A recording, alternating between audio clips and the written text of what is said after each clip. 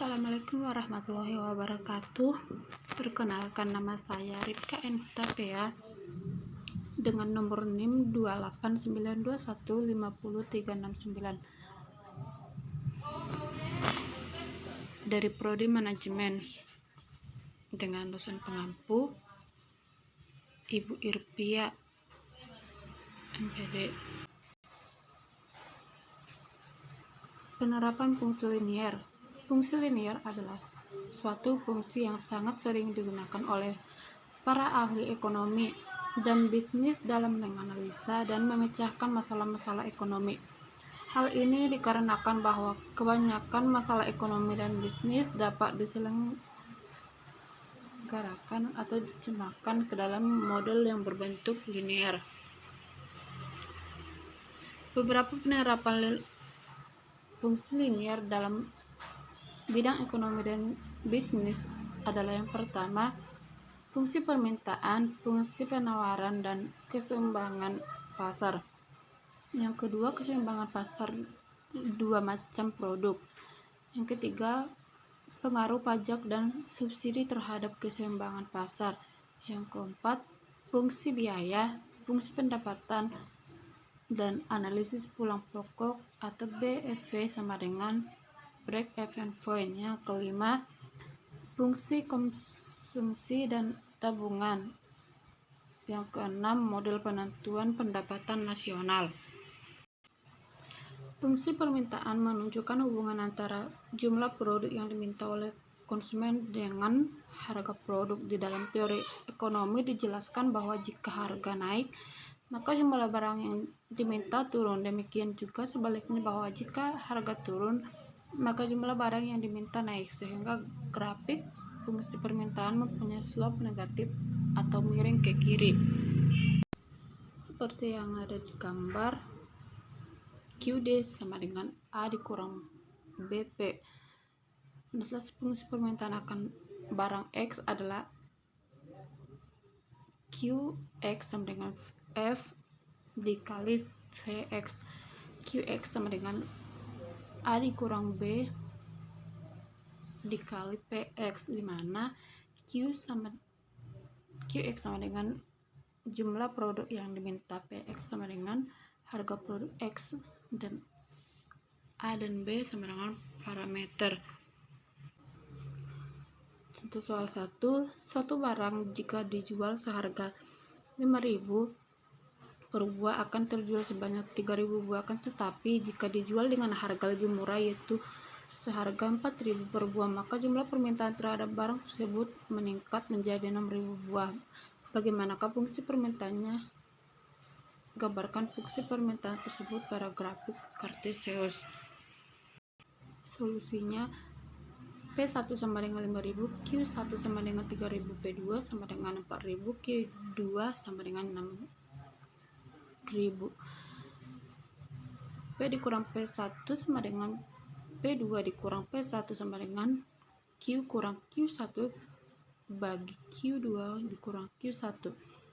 P sama dengan min sepertiga QD tambah 6.000. Jadi fungsi permintaannya adalah P sama dengan min sepertiga QD ditambah 6.000 seperti yang tertera di gambar.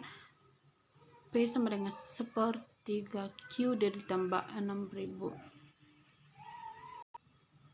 Soal kedua, permintaan satu barang sebanyak 5.000 buah pada saat harganya 40.000. Apabila setiap kenaikan harga sebesar 1.250 akan menyebabkan jumlah permintaan mengalami penurunan sebesar 250. Bagaimana fungsi permintaannya, dan gambarkan fungsi permintaannya pada grafik.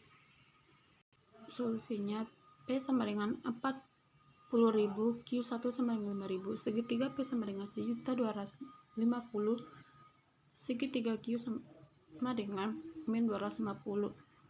P dikurang P1 sama dengan M dikali Q dikurang Q1. M sama dengan segitiga P dibagi segitiga Q sama dengan 1.250 dibagi min 250 sama dengan min 5. Maka P sama dengan min 5Q ditambah 42.500 seperti yang tertera di gambar.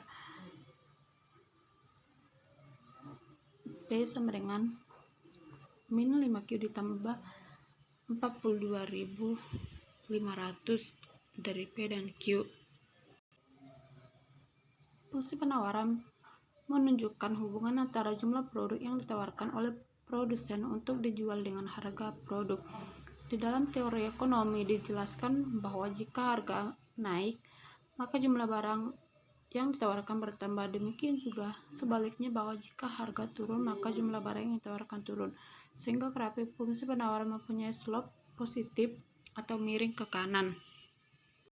Seperti yang ada di gambar, A per B bagi Q, E sama dengan A ditambah BV.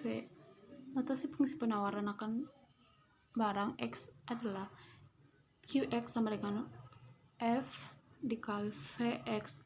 QX sama dengan min A ditambah B dikali PX, di mana QX sama dengan jumlah produk yang ditawarkan, PX sama dengan harga produk X, maka A dan B sama dengan parameter. Contoh 1, suatu barang harga di pasarnya 5.000 per buah, maka produsen akan menawarkan sebanyak 3.000 buah, akan tetapi jika harga lebih tinggi menjadi 6.000 per buah, maka jumlah barang yang ditawarkan produsen menjadi 6.000 buah. Bagaimanakah fungsi penawarannya? Gambarkan fungsi penawarannya pada grafik kartesius. Solusinya P1 sama dengan 5.000, Q1 sama dengan 3.000, P2 sama dengan 6.000, Q2 sama dengan 6.000.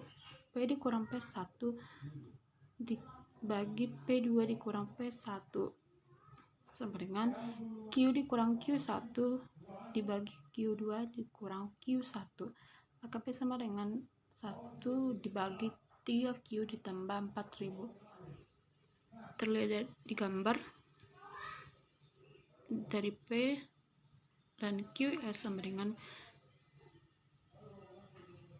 P sama dengan 1 dibagi 3Q ditambah 4.000. Soal yang kedua, penawaran suatu barang sebanyak 5.000 buah pada saat harga 40.000. Apabila setiap kenaikan harga sebesar 1.250 akan menyebabkan jumlah penawaran mengalami peningkatan sebesar 250. Bagaimanakah jumlah penawarannya dan gambarkan fungsinya. Solusinya P1 sama dengan 40.000, Q1 sama dengan 5.000. Segitiga P sama dengan sekitar 250, segitiga Q sama dengan 250. P dikurang P1 sama dengan M dikali Q dikurang Q1.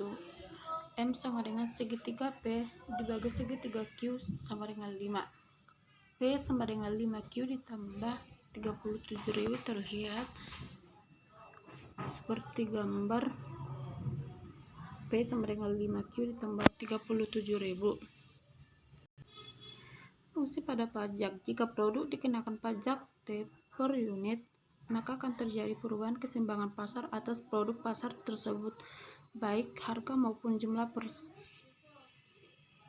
keseimbangan. Pengenaan pajak sebesar T atas setiap unit barang yang dijual menyebabkan kurva penawaran bergeser ke atas dengan pangkal yang lebih besar pada sumbu harga. Jika sebelum pajak persamaan penawarannya P sama dengan A ditambah BQ, maka sesudah pajak akan menjadi P sama dengan A ditambah BQ ditambah T. Baiklah, cukup sekian materi yang dapat saya sampaikan. Semoga bermanfaat buat teman-teman semua. Sekian dan terima kasih. Assalamualaikum warahmatullahi wabarakatuh.